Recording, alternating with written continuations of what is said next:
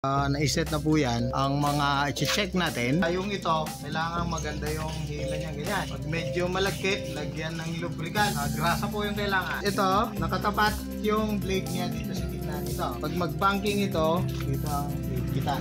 Bridge, tapos medyo paloob na siyang gano'n. Kailangan yan lalampas dito para maglalapat ito dito sa surface na imprentahan natin. Okay, kailangan itong bridge nandito siya. Kung mas mahaba tong cup, pwedeng mag-adjust papunta ron. Ito po sa mga pang print ng milk tea, meron talaga siyang ganyan, paloob dito para hindi tutukod dito sa bibig ng cup. Importante po yan. Itong stand nya, nandito lang yung adjustment para kung mag-adjust left or right. Ito naman dun sa tilt nya, yung angle nya, kasi iba-iba rin yung angle bawat cup. Ito dito ang lilipat. Tapos dito, itong mga bolts na to para yung tama yung ikot nitong cup natin. Kasi pag hindi yan umikot, hindi rin maganda. Okay? Yan o. Oy, medyo maigpit pa.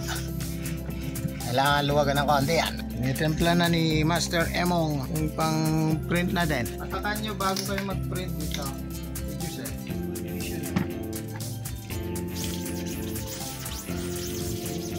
Lubricant din sa design. Ito para maikot siya ganyan. Medyo luwagan. Okay. Yun, naikot na. Okay. Level nung yung blade, half inch lang mula dito sa screen. Ito, pwede natin i-adjust dito para bumaba pa ng konti. Ito, yan, malapit na. Okay, yung level niya, yes. Yung ink natin, malalaman nyo na pag hindi ko ma-describe basta ink lang naman at saka reducer. Pag masyadong malapot, lagyan lang ng reducer. Pero reducer, clear siya. Ang paint thinner kumbaga sa mga enamel paints. Okay, gaya ng lagi kong ginagawa dito, nag-uumpisa. Okay, marami na yan.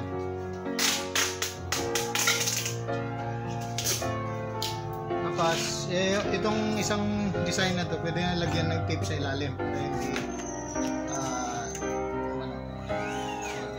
overflow. Yan ang flooding. Yan. Paset na yung top. Simpleng fix lang mo lang. Tapos okay. Ayan. Kompleto yung tatak niya. Ayan. Tapos dito. Ayan. Ayot yung pino na dun. Okay, sundan natin. Kailangan maganda yung flow ng